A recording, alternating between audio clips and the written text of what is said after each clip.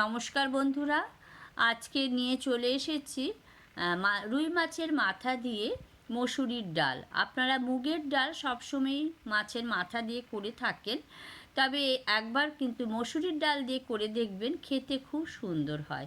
তার জন্য কিন্তু প্রথমেই মসুরির ডাল ভালো একটা বাটিতে নিলাম। বাটিতে নিয়ে তারপর খুব ভালো করে কিন্তু জল দিয়ে ধুয়ে নিতে হবে। ডাল কিন্তু সব সময় ভালো করে ধুয়ে নেওয়া উচিত। দেখুন বারে বারে জল দিয়ে কিন্তু খুব ভালো করে আমি ডালগুলো ধুয়ে নিলাম। এরপর কড়াইয়ে জল দিয়ে সেটা একটু গরম হয়ে যাওয়ার পর মসুরির ডালগুলো দিয়ে দিলাম। মসুরির ডাল কিন্তু খুব বেশিক্ষণ সময় লাগে না সেদ্ধ হতে। কিছুক্ষণ পরেই দেখুন মসুরির ডাল ফুটতে শুরু করে দিল।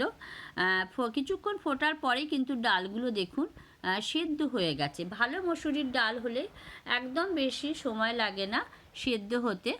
সেদ্ধ হয়ে গেছে, তাই আমি একটু হাতাতে করে ভালো করে একটু ঘুরিয়ে ঘুরিয়ে দিলাম, যাতে ডালগুলো ভালো করে মিশে যায়। ডালটা নামিয়ে রেখে দিলাম। এরপর দেখুন কড়াইয়ে তেল দিলাম। আমি সর্ষের তেল ইউজ করছি। তেলটা বেশ কিছুক্ষণ রাখার পর যখন বেশ গরম হয়ে যাবে, তখন আমি দেখুন এই রুই মাছের মাথাটাতে একটু নুন হলুদ মাখিয়ে রেখেছিলাম, ভাজতে দিয়ে দিলাম। মাছের মাথাটা কিন্তু খুব ভালো করে ভেজে নিতে হবে। খুব সুন্দর ভাজা গেলে মাছের গন্ধটাও চলে যাবে, আর ডালটা খেতে কিন্তু খুব ভালো লাগবে। দেখুন সেই জন্য আমি গ্যাসের ফ্লেম কিন্তু মাঝারি করে রেখেছি, আর মাছের মাথাটা খুব সুন্দর করে ভেজে নিচ্ছি। দেখুন মাছের মাথাটা ভাজা হয়ে গেছে, আমি তুলে রেখে দিলাম। এরপর সেই তেলেই দেখুন অল্প একটু এরপর দেখুন সেই তেলে দিয়ে দিলাম অল্প একটু গোটা জিরে দিয়েছি, আর শুকনো লঙ্কা, তেজপাতা, ওটা ভালো করে ভেজে নিয়ে তাতে গোটা গরম মশলা দিয়েছি, দারচিনি, এলাচ দিলাম, দিয়ে ভালো করে ভেজে নিয়ে তারপর আমি পেঁয়াজ কুচিটা দিলাম।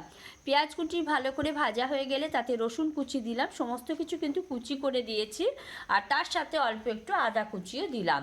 এই সমস্ত কিছু কিন্তু আমি কিছু বেটে দিইনি, সব কুচি করে দিলাম। আর দেখুন খুব ভালো করে ফ্রাই করে নিলাম। ফোড়ন হিসেবে কিন্তু গোটা জিরে, দারচিনি, এলাচ, লবঙ্গ আর শুকনো লঙ্কা, তেজপাতা অবশ্যই দেবেন। দিয়ে ভালো করে ভেজে নিয়ে পেঁয়াজ কুচি দিলাম, তারপর রসুন কুচি দিলাম, একটু আদা কুচি দিয়েছি। তারপর দেখুন ভাজা হয়ে গেছে, তাই পরিমাণ মতন হলুদ দিলাম। হলুদ দিয়ে তারপর একটু নাড়াচাড়া করে নিচ্ছি, আর তারপর দিয়ে দিচ্ছি দেখুন লঙ্কা গুঁড়ি দেবো।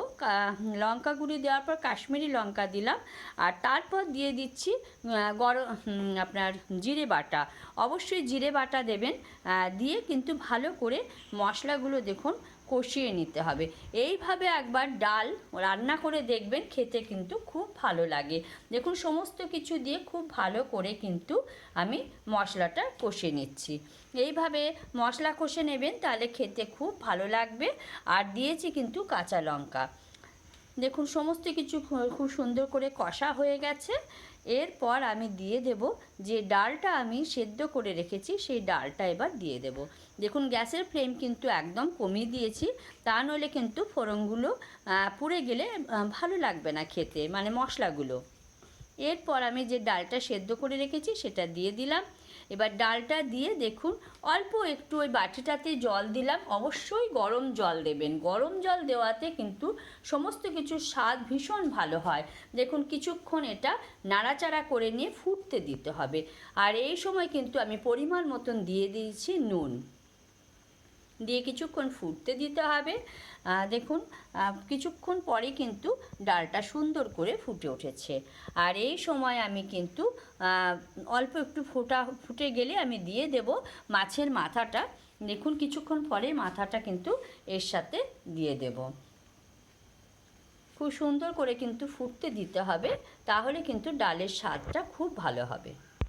দেখুন খুব সুন্দর করে ফুটে গেছে, আর এই সময় কিন্তু হাতাতে করে আমি বারে বারে ঘুরিয়ে দিচ্ছি।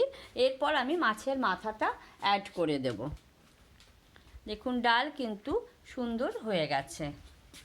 দেখুন মাছের মাথা দিয়ে কিন্তু আবার কিছুক্ষণ ফুটতে দেবেন। এইভাবে ডাল করে দেখবেন, খেতে কিন্তু অদ্ভুত সুন্দর হয়।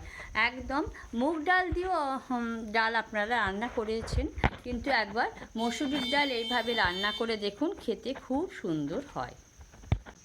দেখুন ডাল রেডি হয়ে গেছে। এরপর আমি অল্প একটু গরম মশলা ওপর থেকে দিয়ে দিলাম। আর এইভাবে একবার মসুরির ডাল করে দেখুন, খেতে ভীষণ ভালো লাগে।